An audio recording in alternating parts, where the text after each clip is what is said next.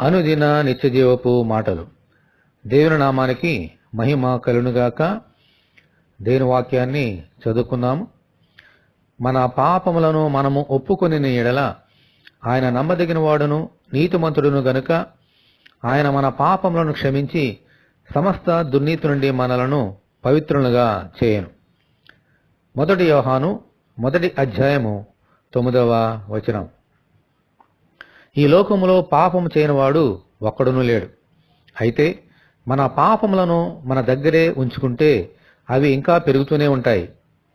పాపం చేశానని ఒప్పుకున్నా ఈ లోకములోని ఏ చట్టము శిక్ష విధించకుండా వదిలిపెట్టదు. అయితే దేవుని చట్టము అలా కాదు. మన పాపములను దేవుని దగ్గర ఒప్పుకుంటే మన పాపములన్నిటినీ ఏ శిక్ష విధించకుండా క్షమించేవారు మన ప్రభువు. దేవునికి మహిమ కలుగునుగాక. క్షమించడం మాత్రమే కాదు, యేసుక్రీస్తు నీతిమంతుడు గనుక మనలను పవిత్రులుగా మార్చగలరు కూడా. మన పాపములను క్షమించి మనలను పవిత్రులుగా చేయడానికి యేసుక్రీస్తు చనిపోయి తిరిగి బ్రతికారు. హల్లెలూయా.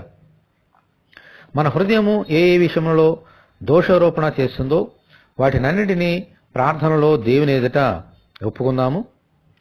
ప్రభువా, మీ వందనాలు నాయనా, నీకే మహిమ ఘనత ప్రభావం చెల్లిస్తాం. మా పాపంలో ఒప్పుకుంటే వాటిని క్షమించి సమస్త దుర్నీతి నుండి మమ్మలను పవిత్రులుగా చేస్తారని మీరిచ్చిన వాగ్దానం బట్టి దేవా మీ వందనాలు.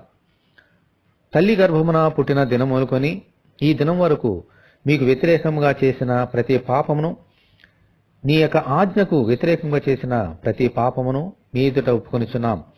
మమ్మలను క్షమించి సమస్త దుర్నీతి నుండి మమ్మల్ని తప్పించి పవిత్రులుగా మార్చి ఆశీర్వదించమని, ఈ వాక్యం వింటున్న బిడ్డలందరికీ అటువంటి కృప దయచేయమని యేసు అతి పరిశుద్ధమైన నామములో ప్రార్థన చేయుచున్నాము తండ్రి. ఆమెన్. ప్రభు కృప మనకందరికీ తోడే ఉండునుగాక. ఆమెన్. పరిశుద్ధ దేవుని మందిరం.